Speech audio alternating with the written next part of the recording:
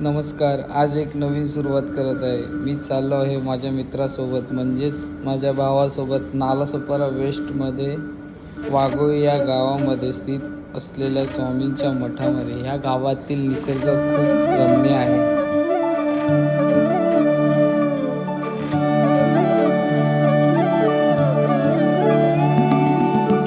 इथेच आहे अक्कलकोट, इथेच र पंढरी.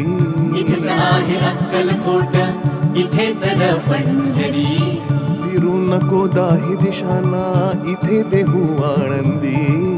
फिरू नको दाही दिशांना, इथेच देहू आळंदी. फिरू नको दाही दिशांना, इथे देहू आळंदी.